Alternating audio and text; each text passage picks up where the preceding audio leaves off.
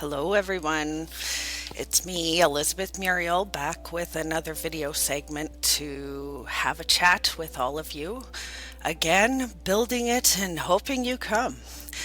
I am going to start today with something, I don't know, it's probably totally off the wall, but I'm going to start with what made me interested as a kid in death and why I've spent so much time um, dealing with death and grief and not just grief from death. I mean, grief can come in so many ways. We grieve losses all the time. It's just not to the same levels and to the same effects as, loss of a loved one or, trauma in some way. But way back in 1983, Stephen King published a book called Pet Sematary. And when I was a kid, I was obsessed with Stephen King. When I first read one of his books, I didn't stop after that. And I started reading Stephen King at a very young age, far younger than probably anyone should. I mean, he is yes, he writes horror and he writes very adult situations, but I was a voracious reader, and likely that's why Lila is a voracious reader. I chose Lila's preferred books to hint at you what her personality is and who she is really, more underneath the persona that she lets you see. But back to Stephen King. And Stephen King, who is mentioned often in the books of Lila because Elizabeth Muriel loves Stephen King. But Lila loves Stephen King too because she had to, because he's so profoundly influenced me. But I want to read this to you, so listen. So at the very beginning of the book Pet Sematary, Stephen King introduces this book, and the very first page says this: "Here are some of the people who have written books telling what they did and why they did those things. John Dean, Henry Kissinger, Adolf Hitler, Carl Chessman, Jeb Magruder, Napoleon, Talleyrand, Disraeli, Robert Zimmerman, also known as Bob Dylan, Locke, Charlton Heston, Errol Flynn, the Ayatollah, Gandhi, Charles Olson, Charles Colson, a Victorian gentleman, Dr. X.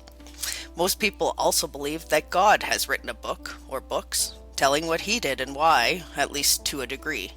He did those things, and since most of these people also believe that humans were made in the image of God, then he also may be regarded as a person, or more properly, a person. Here are some people who have not written books telling what they did and what they saw.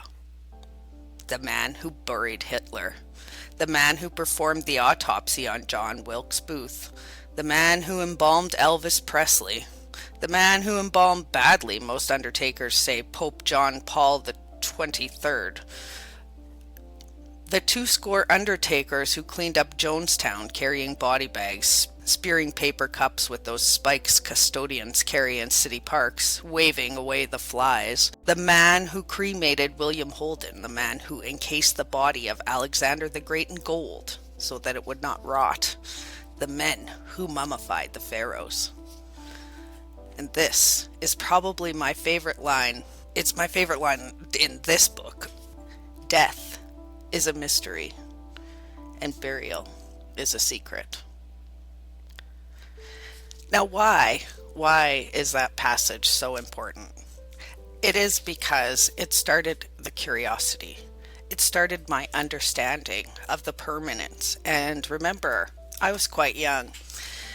The novel itself, the stories of Stephen King, I never found terrifying in the way many people describe them, not because they're not scary, but because I went on to experience a variety of difficulties in my life that just made vampires in your town seem fairly unlikely, and your cat coming back to life even less likely, and Native American burial grounds and all the like. I mean, come on, that's ridiculous, right? But what isn't ridiculous is how evil people can be, and how terrifying the things you don't think of can be.